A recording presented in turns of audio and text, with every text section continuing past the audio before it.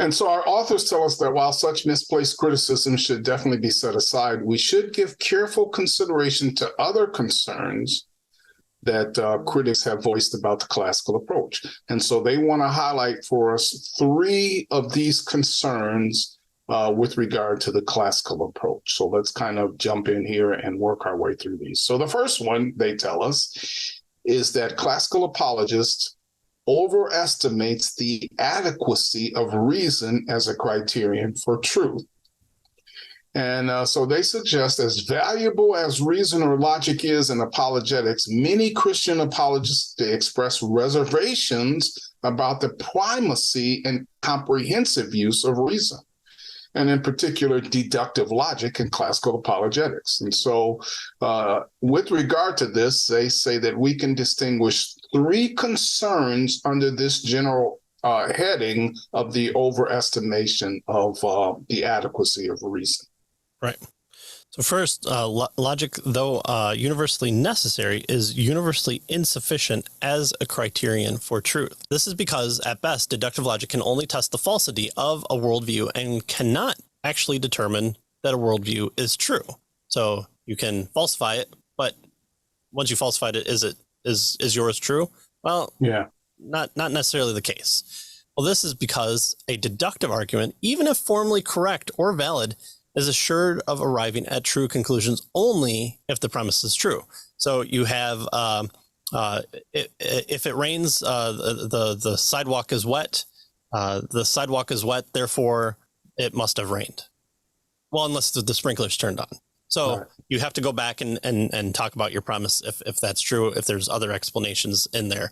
Now, what deductively let out is true, right? If it follows from the premises, but it's not the only explanation. So we have to go back to the premise. And so that's what people have sometimes a hard time with, is you're always having to talk about the premise being true. And in fact, in debates, William Lane Craig said, if you grant me the premises as true, then this has to follow. Now we can talk about the premises not being true, but you have to say from this criteria that the conclusion must be true from these premises. And so, right. And that's one of the reasons. I think that the illustration there is, if it rains and the sidewalk is wet, it rained, therefore the sidewalk is wet. So that's modus ponens. Oh, there you go. And it's right. And so that is a valid deductive structure. The question is the question with regard to the truthfulness of the premises.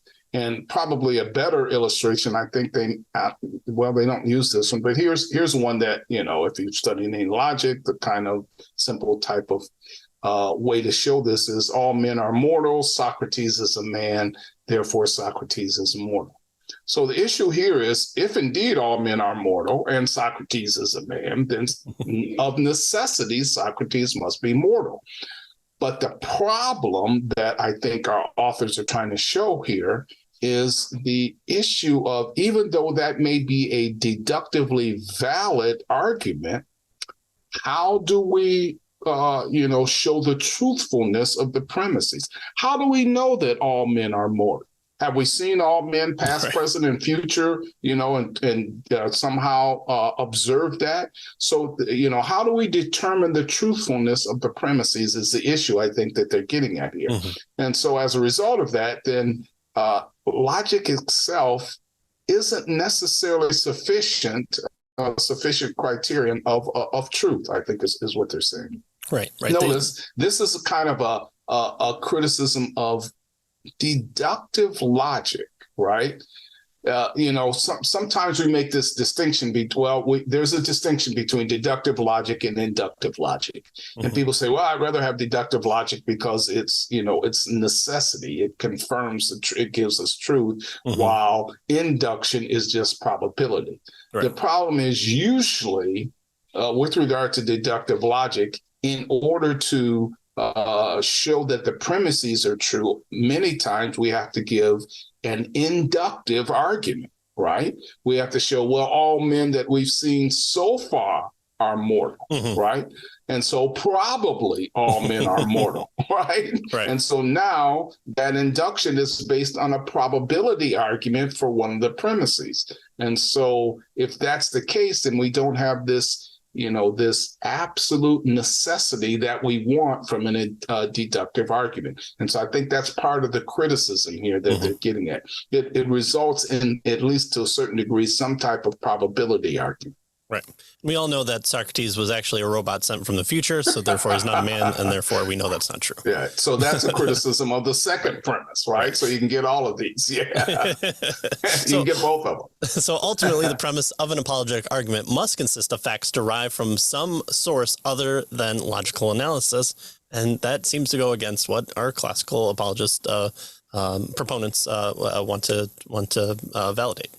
Right. And so, they do say that classical apologists during the past couple centuries have recognized that, apologetic arguments cannot produce on the basis of reason alone, accomplish what they want. And once it's recognized that reason does not suffice as a criterion of truth, one must then decide what criteria will be used in the apologetic argument. And they point out that this raises the second difficulty for the classical approach's attempt to find universal sufficient criteria for determining truth. There appear to be no universal accepted criteria of truth that can be applied without already assuming the truth of, notice, a particular worldview, right? So the worldview establishes, they're suggesting, the criteria.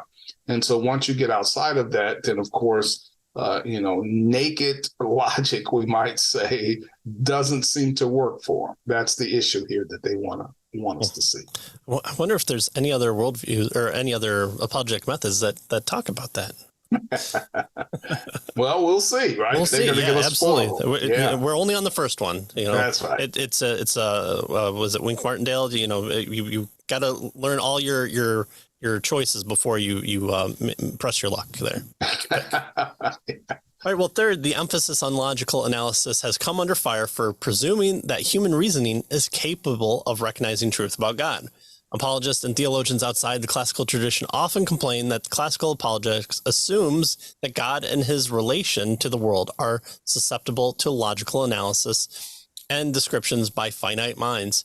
This assumption appears to fly in the face of God's infinitude and transcendence. So how dare you say that you're able, with your puny mind, to know the mind of God? Right. Yeah. And moreover, they tell us, even if it's possible for Christians to perceive the logical coherence of their beliefs about God, it does not follow that non-Christians will be able to perceive that coherence, right? The classical approach, they tell us, assumes that the application of logical categories to God is a neutral, objective manner on which Christians and non-Christians can agree.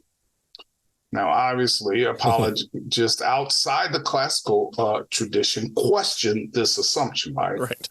There is, they insist, no epistemological neutrality.